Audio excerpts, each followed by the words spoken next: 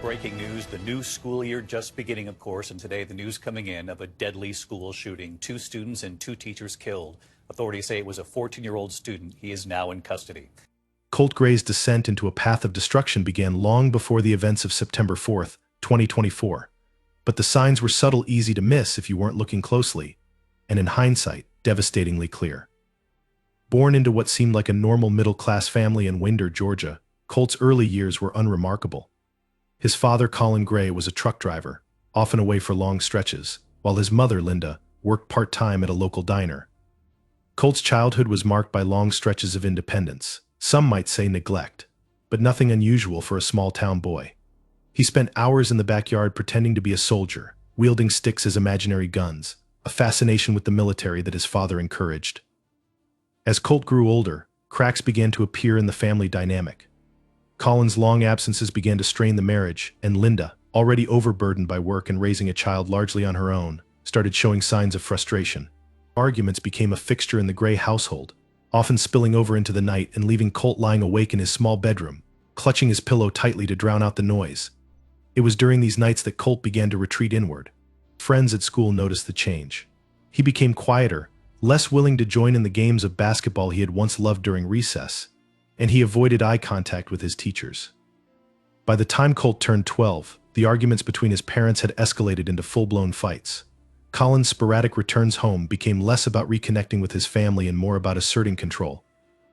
He would storm into the house, demanding dinner or berating Linda for the state of their finances, often in front of Colt. One evening, after a particularly explosive argument, Colin presented Colt with his first firearm, a small .22 caliber rifle.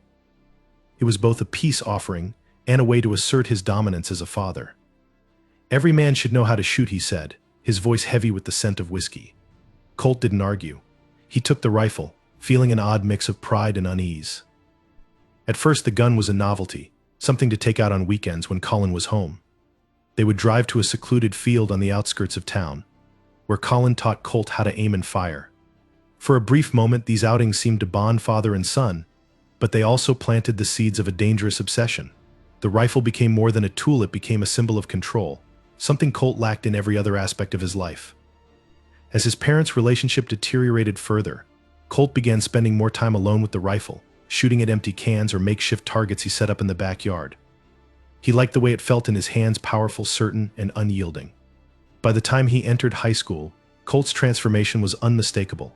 His grades had plummeted, and he had withdrawn almost entirely from his peers. Teachers labeled him as unmotivated or a discipline problem, but few took the time to dig deeper. His only real connection to the outside world came through the internet, where he discovered online forums dedicated to firearms and survivalist ideologies. These communities, filled with anonymous users sharing advice on weapons and tactics, became his escape. Colt soaked up the content, spending hours scrolling through posts, watching videos, and even engaging in discussions about the best types of firearms and strategies for hypothetical scenarios. At home, things only worsened. Linda finally filed for divorce, and the family home became a battleground for custody disputes. Colin, feeling emasculated and angry, began drinking more heavily. His visits became unpredictable, and when he did show up, he was often belligerent. Linda, exhausted from working double shifts to make ends meet, had little energy left for parenting. Colt, now a shadow of the boy he once was, slipped further into isolation. He stopped attending family dinners, spending most of his time in his room with the door locked. The rifle, once a tool for bonding, became a constant presence in his life. He cleaned it obsessively, even when it wasn't dirty, and began documenting its use in a small notebook he kept hidden under his bed. As his obsession deepened, Colt's online activity took a darker turn. He stumbled upon forums that glorified past acts of violence, where users dissected the actions of infamous figures with a disturbing level of admiration. Here, Colt found validation for his growing resentment toward the world around him. He began to see himself as a victim of his parents' failures, of his teachers' indifference, and of his peers' cruelty. His journal entries became increasingly erratic, filled with fragmented thoughts about revenge, justice, and the need to make them see. The summer before the shooting, Colt's behavior reached a tipping point. Linda, overwhelmed and unaware of the full extent of his struggles, tried to intervene by suggesting he see a therapist. The suggestion only enraged him. He saw it as another attempt to control him, another way to undermine his independence. After that, their relationship became even more strained. Linda stopped trying to connect, resigning herself to the hope that he would grow out of this phase. Meanwhile, Colin, unaware of the storm brewing within his son, made a fateful decision. During one of his rare visits, he brought home an AR-15 rifle, boasting about its features and firepower. "You're old enough to handle the real thing now," he said, handing it to Colt with a grin. He didn't bother locking it up, trusting that his son, who had always been careful with firearms, wouldn't misuse it. It was a mistake that would haunt him for the rest of his life. With the AR-15 in his possession, Colt's fantasies began to solidify into plans. He spent hours researching, mapping out the layout of his school, and deciding on the best time to act. His journal entries during this period were chilling in their detail. He wrote about specific targets, contingency plans, and even what he hoped the media would say about him. He knew he would be caught, perhaps even killed, but in his mind it was worth it. This would be his moment to seize control, to force the world to acknowledge his pain. By the time September arrived, Colt was ready. His preparations were meticulous, down to the type of clothing he would wear and the playlist he would listen to on his headphones as he carried out his plan. On the morning of the shooting, he woke up early, ate breakfast in silence, and packed the rifle into a guitar case. As he walked out the door, he paused for a moment, looking back at the empty house. Then, without a word, he stepped into the cool morning air and made his way to school. On the morning of September 4th, 2024, Colt Gray woke up before dawn, the kind of still, oppressive quiet that seemed to amplify every small sound in his home. The ticking of the clock in the hallway felt deafening, each tick pulling him closer to the moment he had been planning for weeks. He lay in bed for a moment, staring at the ceiling, his heart pounding in a steady rhythm.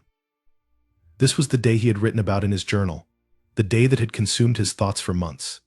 The rifle was ready, cleaned and loaded the night before, concealed in the guitar case propped against the wall in his bedroom. He had rehearsed this morning in his head countless times, down to the smallest detail. The first light of dawn began to filter through the blinds as Colt finally got out of bed. He moved with mechanical precision, going through the motions of his morning routine, as if nothing were out of the ordinary. He pulled on a black hoodie and a pair of worn jeans, the same outfit he had chosen in his mind during his meticulous planning. It felt almost surreal, like he was watching someone else act out a scene. In the kitchen, he made himself a bowl of cereal, eating it slowly, deliberately, even though his stomach churned with a mix of nerves and anticipation. The house was empty. His mother had left for her early morning shift at the diner, leaving a note on the counter reminding him to take the trash out after school. He glanced at the note and then threw it away without a second thought. By 6:45 a.m., he was ready. He slung the guitar case over his shoulder, its weight both comforting and terrifying. He double-checked the contents one last time: the rifle, extra magazines, and the small notebook containing his final thoughts. He didn't plan on leaving the school alive, but the notebook was important. It was his explanation, his manifesto, the one thing he hoped would make people understand why he was doing this. As he stepped outside, the cool morning air hit his face, sharp and crisp, but it did nothing to ease the firestorm of emotions raging inside him. His walk to school was uneventful. He passed a few neighbors on their way to work, their cheerful nods and waves going unanswered. To them, he was just another teenager heading to class, carrying a guitar case like countless other students across the country. The school loomed ahead, its brick facade bathed in the soft glow of the rising sun.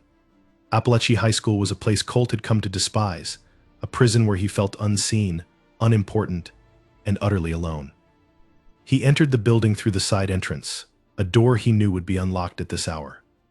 The hallways were mostly empty, save for a few early arrivals chatting near their lockers. He kept his head down, walking with purpose, his grip tightening on the strap of the guitar case. He made his way to the boys' bathroom near the cafeteria, a spot he had chosen during one of his countless reconnaissance walks. Once inside, he locked the stall door and opened the guitar case. The rifle gleamed under the fluorescent lights, a tool of destruction waiting to be unleashed. His hands trembled slightly as he loaded the magazines, the clicks echoing loudly in the empty bathroom. For a moment, he just sat there, the weight of what he was about to do pressing down on him like a physical force. His mind raced with conflicting thoughts: doubt, anger, fear, and a strange sense of clarity. He thought about the people he would encounter, the ones who would never see it coming. He thought about his parents, how they would react when they heard the news. He thought about the faces of the students who had ignored him, the teachers who had dismissed him, the friends who had drifted away. All of it felt like fuel, feeding the fire that had been smoldering inside him for so long. At 7:35 a.m., he stepped out of the stall, the rifle now fully assembled and ready. He slung it over his shoulder and walked out of the bathroom, his footsteps echoing down the hallway.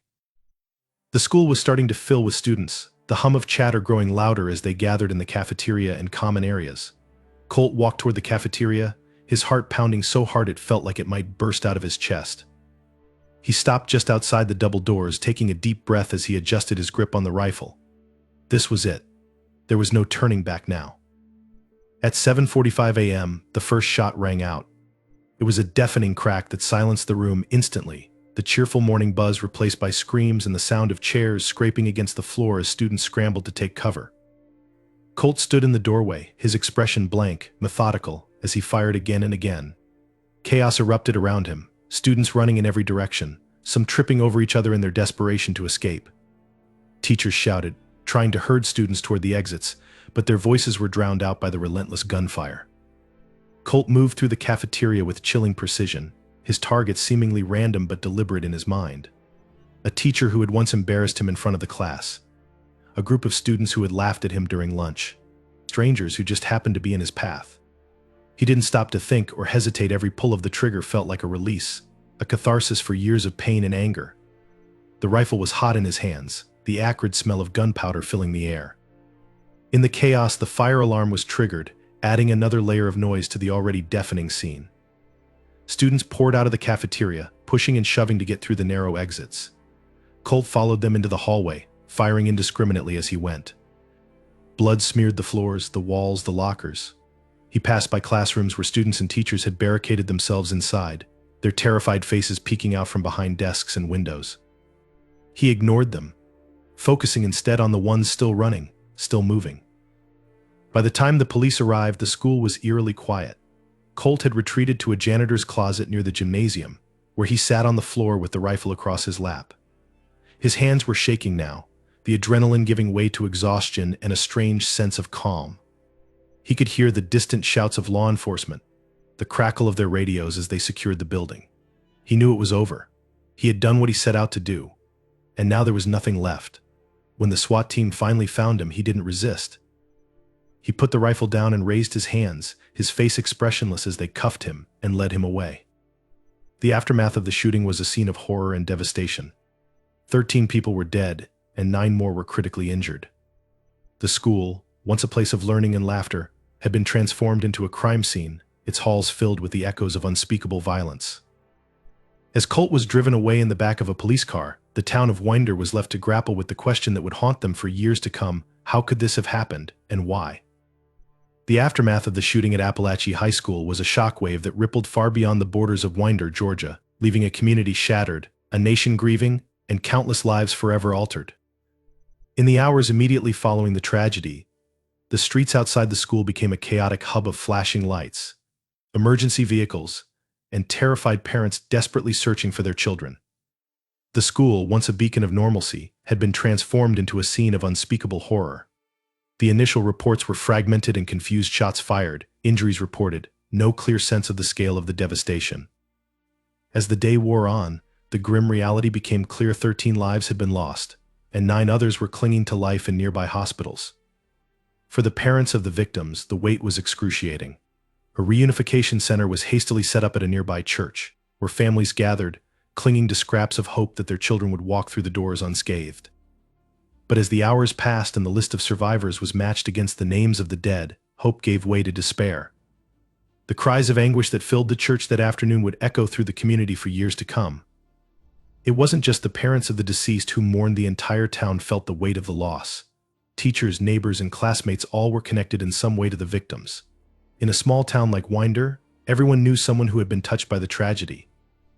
The names of the victims began circulating in the news: an honor roll student who loved science, a freshman who had just joined the basketball team, a history teacher weeks away from retirement. Each name carried with it a story, a life cut short, a future that would never be realized. Vigils were organized almost immediately, with hundreds of people gathering at local parks and churches, holding candles and singing hymns. Flowers, photos, and handwritten notes were left at makeshift memorials around the town, their messages a poignant mix of sorrow and disbelief. Why was the question on everyone's lips? But no answer seemed sufficient. The survivors, too, bore deep scars, both physical and emotional. Those who had been in the cafeteria during the shooting described a scene of chaos and terror that would haunt them for the rest of their lives. Some had hidden under tables, clutching each other and praying for the gunfire to stop. Others had run blindly through the hallways, their only thought to escape. The injured were rushed to nearby hospitals, where emergency rooms overflowed with victims suffering from gunshot wounds, broken bones, and shock. Doctors and nurses worked through the night, their hands steady even as their hearts broke for the young lives they were trying to save. The shooter, Colt Gray, became a figure of infamy almost immediately. His name and face dominated headlines, his every action and motive dissected by media outlets hungry for answers. Some painted him as a monster, others as a troubled child failed by those around him. His journal, recovered by police, offered chilling insights into his mind, a mix of anger, loneliness, and a desperate need for recognition. The media pounced on every detail, from his strained relationship with his parents to his fascination with firearms. Experts were called in to analyze his behavior, debating whether the blame lay with his upbringing, his mental health, or the culture of violence that permeated American society. The debate was as polarizing as it was unending, with no clear resolution in sight. In the weeks following the shooting, the town of Winder found itself under a harsh national spotlight. News vans lined the streets, their cameras capturing every tearful interview, every moment of raw grief. The school itself became a symbol of the tragedy, its once familiar hallways now eerily silent. Classes were canceled indefinitely, and a team of counselors was brought in to help students and staff process their trauma. For many, returning to the building where the massacre had occurred felt impossible. Parents debated whether to transfer their children to other schools, while others argued that abandoning Appalachia High would only deepen the wounds. The debate was yet another source of division in a town already struggling to come to terms with what had happened. In the absence of clear answers, blame became a common refuge. Fingers were pointed in every direction at Colt's parents for failing to secure their firearms, at the school for not recognizing the warning signs, at the government for its lax gun control laws. Colt Gray, Colt's father, faced criminal charges for his role in enabling the shooting. His decision to leave an AR-15 rifle accessible to his son was condemned as reckless, and his tearful courtroom appearances did little to sway public opinion. Linda Gray, Colt's mother, became a pariah in her own community, ostracized by neighbors who saw her as complicit in her son's actions. She eventually moved away, unable to bear the weight of the stares and whispers that followed her everywhere she went. The broader conversation around gun control reignited with a fervor rarely seen before. Politicians from both sides of the aisle weighed in, some calling for immediate action to restrict access to firearms, others arguing that the focus should be on mental health and school security. Protests erupted in cities across the country, with activists demanding everything from universal background checks to a ban on assault rifles. The tragedy at Appalachia High became a rallying cry for change, though the path forward remained unclear. For the families of the victims, the political debates felt hollow, a distraction from the real pain they were enduring. For months after the shooting, Winder struggled to find a sense of normalcy. The annual fall festival was canceled, deemed inappropriate in light of the tragedy. Local businesses put up banners reading Winder Strong in a show of solidarity, but the sentiment felt hollow to many. The pain was too fresh, the wounds too deep. Every corner of the town seemed to hold a memory of someone who was gone, a favorite diner where a victim had worked part-time, a park where a teacher had brought her students for field trips. The community was united in grief, yet fractured in its attempts to heal. As the first anniversary of the shooting approached, the town organized a memorial service to honor the lives lost. Hundreds gathered in the school gymnasium, now renovated and renamed in memory of the victims. The ceremony was solemn, filled with speeches, prayers, and moments of silence. But even as they came together to mourn, the questions lingered. Could this have been prevented? Were there signs they had missed? And how could they move forward without forgetting the lives that had been taken? The aftermath of the shooting left an indelible mark on Winder, a shadow that would never fully lift. For the families of the victims, the pain was a constant presence, a reminder of what had been stolen from them. For the survivors, the memories of that day would shape the rest of their lives, a source of both strength and sorrow. And for the town as a whole, the tragedy became a defining moment, a testament to both the fragility of life and the resilience of a community determined to carry on. The aftermath of the Appalachia High School shooting brought an intense focus not only on the tragedy itself but also on the people closest to the shooter, Colt Gray. As details emerged about the 14-year-old's home life, attention turned to his parents, especially his father, Colt Gray.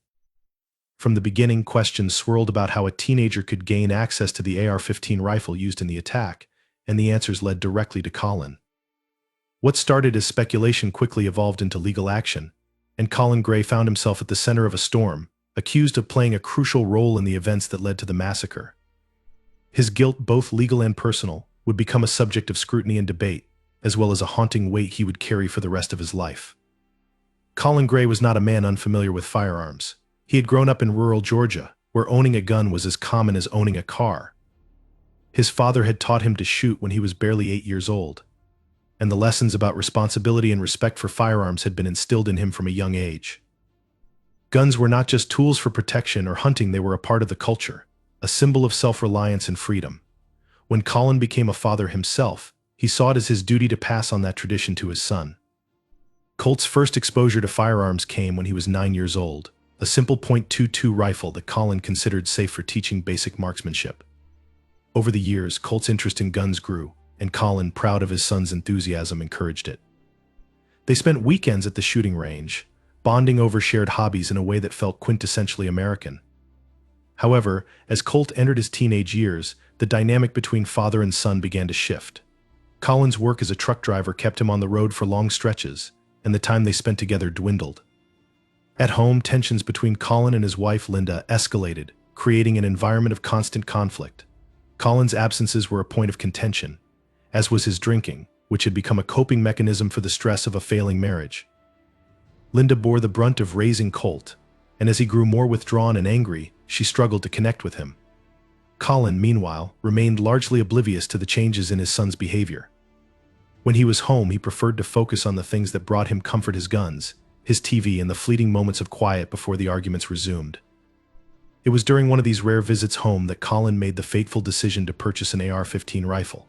He had wanted one for years, drawn by its reputation and versatility, and when he finally brought it home, he was as excited as a child on Christmas morning. He showed it off to Colt, demonstrating its features and letting him hold it. For Colin, it was a moment of pride, a chance to bond with his son over something they both enjoyed. He didn't think twice about leaving the rifle unsecured. It wasn't that he was careless, it was that he trusted Colt implicitly. To Colin, his son was a responsible kid who understood the importance of gun safety. He never imagined that the rifle would become a tool for destruction. When the shooting happened, Colin was on the road, hundreds of miles away.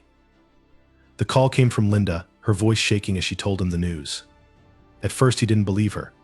The idea that his son, his quiet, introverted boy, could have committed such an atrocity seemed impossible. But as the details unfolded, the horrifying reality set in. Colt had used the AR-15 Colin had left at home, the same rifle Colin had proudly shown him just months earlier. The weight of that knowledge was crushing, but it was only the beginning.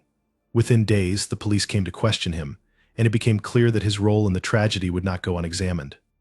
The investigation revealed that the AR-15 had been left unsecured in a closet, easily accessible to Colt. This fact became a focal point of the legal case against Colin. Prosecutors argued that his negligence had directly enabled the shooting, charging him with involuntary manslaughter and child endangerment. The charges sparked a fierce debate, both in Winder and across the nation. Some saw Colin as a scapegoat, a grieving father being unfairly punished for his son's actions. Others viewed him as a symbol of the broader issue of parental responsibility in cases of gun violence. For Colin, the legal battle was secondary to the guilt he felt. No court could impose a sentence heavier than the one he carried in his own heart. As the trial approached, Colin's life fell apart. His marriage, already on the brink, collapsed entirely. Linda blamed him for what had happened, and their arguments turned vicious. Friends and neighbors, who once shared beers with him on the porch, now avoided him, their friendly nods replaced by cold stares. The media descended on Winder, painting Colin as everything from a negligent parent to an emblem of America's gun culture gone wrong. He couldn't go to the grocery store without hearing whispers, couldn't fill his truck with gas without feeling the weight of judgmental eyes on him. He stopped leaving the house altogether, retreating into a cocoon of shame and isolation. In court, Colin's defense hinged on the argument that he couldn't have predicted Colt's actions. His lawyer described him as a hardworking father who had made a tragic mistake, not a criminal. The prosecution, however, painted a starkly different picture. They presented evidence of Colin's lax attitude toward gun storage, pointing out that he had not only left the AR-15 unsecured but had also failed to notice the warning signs in his son's behavior. Witnesses testified about Colt's growing obsession with violence and his deteriorating mental state, details Colin admitted he had overlooked. The case became a lightning rod for broader discussions about gun control and parental accountability, with both sides using Colin as a proxy for their arguments. Throughout the trial, Colin sat stoically, his face a mask of grief and exhaustion. He didn't try to defend himself in interviews or public statements, knowing that no words could undo the damage that had been done. When the verdict came down guilty on all counts, he accepted it without emotion. The sentence was harsh, but not unexpected: 5 years in prison, followed by a lifetime ban on owning firearms. For Colin, the punishment felt almost irrelevant. His real sentence was the knowledge that his actions, however unintentional, had contributed to the deaths of 13 people. It was a weight he knew he would carry for the rest of his life. After his incarceration, Colin became a ghost in the public consciousness. The media moved on to the next tragedy, the next debate, and Winder slowly began to rebuild. But for Colin, time stood still. In his small prison cell, he replayed the events over and over, searching for the moment where it all went wrong. Was it the day he bought the AR-15? The day he taught Colt to shoot? Or was it years earlier, in the small, seemingly insignificant decisions that had added up to this catastrophe? He wrote letters to the families of the victims, though most went unanswered. He attended counseling sessions, though they did little to ease his torment. He existed in a purgatory of guilt and regret, a man trying to reconcile the love he had for his son with the horror of what his son had done. In the end, Colin's story became a cautionary tale, a reminder of the devastating consequences of complacency and the heavy burden of responsibility that comes with parenthood. His guilt, both legal and personal, was not just a punishment but a legacy, a shadow that would follow him for the rest of his days. And in that shadow, the echoes of 13 lost lives would forever linger. The shooting at Appalachia High School sent shockwaves through the nation, igniting a fierce and often divisive conversation about the state of gun control, mental health, and societal responsibility in the United States. In the days following the tragedy, the focus shifted from the small town of Winder, Georgia, to a broader stage where politicians, activists, and ordinary citizens grappled with the aftermath of the massacre. It wasn't just a conversation about what had happened, it was about what had allowed it to happen, and more importantly, how to prevent it from happening again. The first voices to emerge were those of grief-stricken parents and survivors, speaking through tears and trembling hands at press conferences. Their stories of loss and terror were impossible to ignore. A mother described the agony of waiting for hours at a reunification center, only to be told her son had died shielding a friend from gunfire.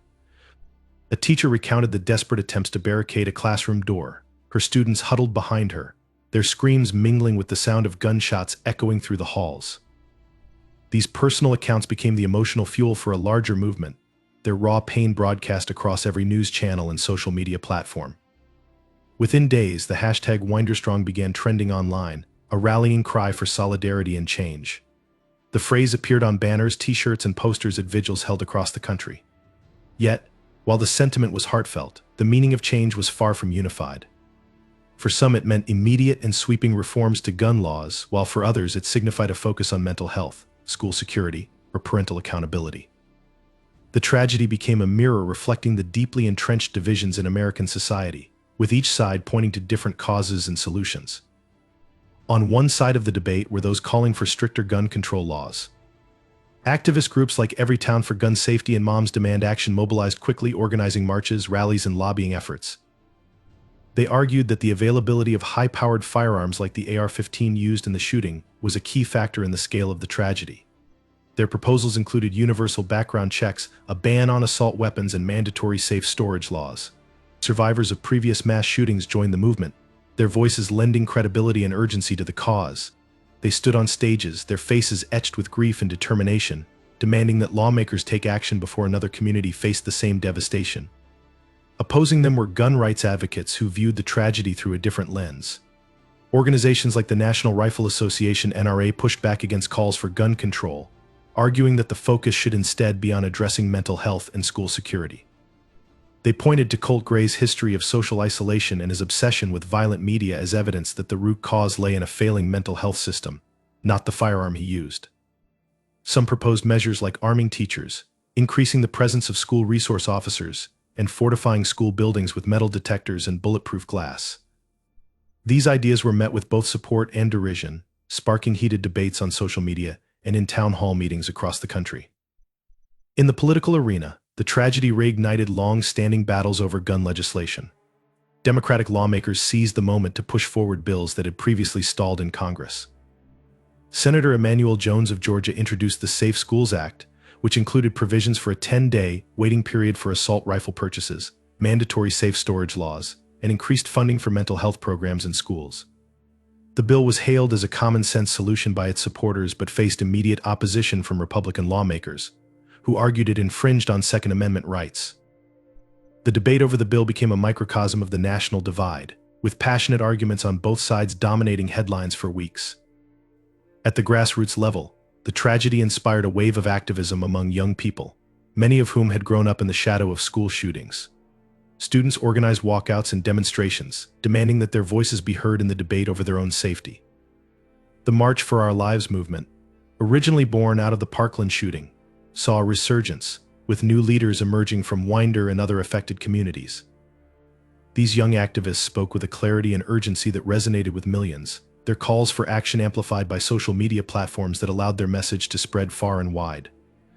Despite the widespread calls for change, progress was slow and often frustrating. The political gridlock that had long characterized debates over gun control showed no signs of easing. Proposed legislation faced fierce resistance from powerful lobbying groups, and many lawmakers hesitated to take a definitive stance for fear of alienating their constituents. In some states, however, the momentum led to meaningful action. Georgia, still reeling from the tragedy, passed a law requiring safe storage of firearms in homes with children, a measure that advocates hailed as a step in the right direction. Other states followed suit, enacting their own versions of red flag laws and background check requirements. Yet, for every state that moved forward, there were others that doubled down on protecting gun rights, passing laws that expanded access to firearms and limited the ability of local governments to regulate them. The tragedy also sparked a deeper conversation about the role of parents and families in preventing such incidents. The charges against Colt Gray, Colt's father, brought the issue of parental responsibility into sharp focus. His trial became a national spectacle, with pundits debating whether holding parents accountable was fair or effective. Some argued that laws penalizing parents for their children's actions could deter negligence and save lives, while others warned that such measures risk criminalizing families who were already struggling. The debate extended to schools, where teachers and administrators were urged to do more to identify and intervene with at-risk students. New training programs and protocols were implemented in districts across the country, though critics questioned whether schools had the resources to shoulder such a burden. As the months passed, the intensity of the public outcry began to wane, replaced by the familiar rhythm of American life. The news cycle moved on, shifting its focus to the next crisis, the next controversy. But in Winder, the scars remained fresh. The town struggled to find a sense of normalcy, its identity forever tied to the tragedy. For some residents, the national attention had been a source of pride, a sign that their suffering had sparked a meaningful conversation. For others, it had been a painful invasion, a spotlight that only deepened their grief.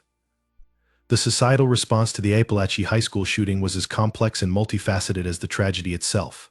It was a moment of reckoning, a collision of grief, anger, and hope that forced the nation to confront uncomfortable truths about its values and priorities. For all the debates and divisions, one thing was clear: the lives lost in Winder had left an indelible mark, a reminder that change, though difficult and contentious, was both necessary and inevitable. Whether that change would be enough to prevent the next tragedy remained an open question, one that haunted every community, every family, and every student who walked through the doors of a school. In the wake of the Appalachia High School shooting, as the initial shock began to subside and the grief settled into the marrow of those left behind, a lingering sense of unease crept into every conversation about the tragedy. The questions impossible, haunting, and unresolved clung to the community like a storm cloud. Even as the facts of the event were pieced together with forensic precision, the larger truths, the ones that might provide meaning or closure, remained elusive. How had a 14-year-old boy come to harbor such violent intentions? What had gone unnoticed, overlooked, or misunderstood in the years leading up to that fateful day? And most disturbingly, could it have been prevented? For those closest to the tragedy, these questions took on an almost obsessive quality. Families of the victims found themselves replaying every interaction they'd ever had with Colt Gray, scouring their memories for anything that might have foreshadowed the horror he unleashed. Parents whose children had survived struggled with a different kind of guilt. Why had their child been spared when others had not? Survivors themselves wrestled with an endless loop of what ifs. What if they'd taken a different route to class that morning, sat at a different table, or reacted a second faster? These unanswerable questions were a cruel burden, one that no amount of therapy or time seemed capable of easing. The teachers and staff at Appalachia High School were similarly plagued by doubts. In faculty meetings behind closed doors and in hushed conversations, they dissected their own roles in Colt's life. There had been signs, hadn't there? His slipping grades, his growing isolation, the anger that simmered just below the surface. At least one teacher had noted his fascination with violent video games and survivalist rhetoric in a report to the school counselor. Another recalled overhearing him make a dark joke about taking out the whole school during lunch. Yet none of it had seemed alarming enough to escalate beyond a few concerned emails and a parent-teacher conference that Colt Gray hadn't even attended. In hindsight, these moments loomed large, their implications magnified by the weight of what came after. But at the time they were just blips, easily dismissed or rationalized as the typical behavior of a troubled teenager. The role of the school itself became a contentious topic in the weeks following the shooting. Critics accused the administration of failing to create a safe and supportive environment for students like Colt. They pointed to the overburdened counseling department, where a single counselor was expected to manage the needs of hundreds of students, many of whom were dealing with their own complex challenges. They questioned the efficacy of the school's anti-bullying programs, wondering if more could have been done to address the subtle but pervasive culture of exclusion that had left Colt feeling so alienated. But these criticisms were met with defensiveness from school officials, who argued that they had done their best within the constraints of a system that was stretched too thin. They insisted that Colt's actions were the result of factors far beyond the school's control, a sentiment echoed by many in the community who resisted the idea that the school bore any responsibility. As the investigation into the shooting progressed, the focus shifted to Colt's home life, and the unanswered questions took on an even darker tone. How had a teenager gained access to an AR-15 rifle? Why had his parents, particularly his father, failed to secure their firearms in a home where tensions ran high and signs of instability were evident?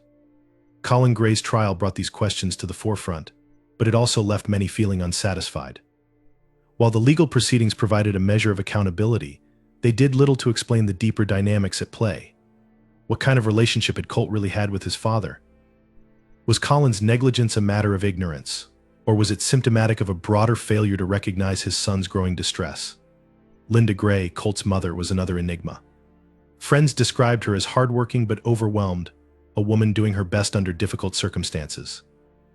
Yet there were whispers neighbors recalling nights when the shouting from the Gray household could be heard down the street, moments when Linda seemed distant or defeated.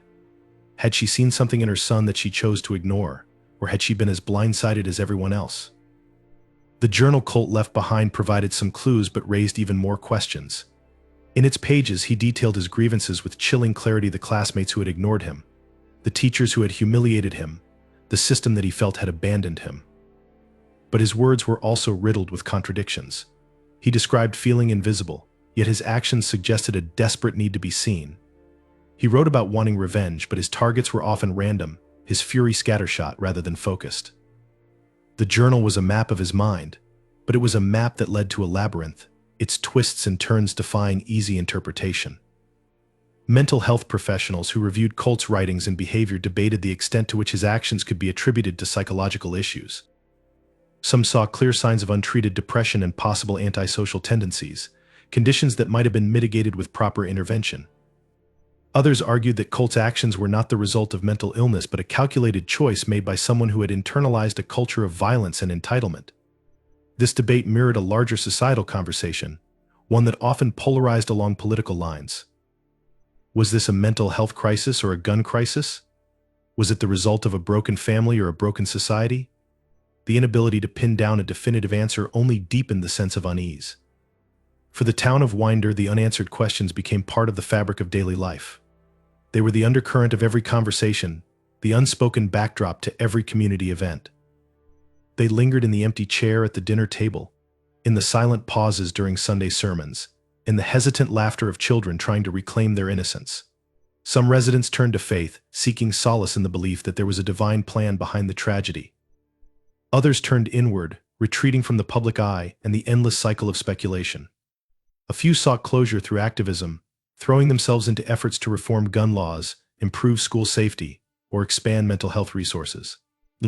But even these efforts were tinged with a sense of futility, a nagging doubt that no amount of action could ever truly answer the question of why. As the first anniversary of the shooting approached, the questions loomed larger than ever. The community planned a memorial service to honor the victims, but the preparations were fraught with tension. Some wanted the event to focus solely on the lives lost, avoiding any mention of the shooter or the circumstances that had led to the tragedy. Others argued that ignoring these aspects would only perpetuate the cycle of silence and misunderstanding that had allowed such an event to occur in the first place. In the end, the service was a somber and heartfelt affair, but it left many feeling that the underlying issues had not been addressed. The unanswered questions surrounding the Appalachia High School shooting remain a painful reminder of the complexities of human behavior and the limits of our understanding. They are a testament to the ways in which small, seemingly insignificant moments can accumulate into something catastrophic. They are a challenge to a society that often seeks quick fixes and easy answers to problems that are anything but. And they are a burden that the people of Winder will carry with them, not just as individuals, but as a community bound by a shared tragedy that defies explanation.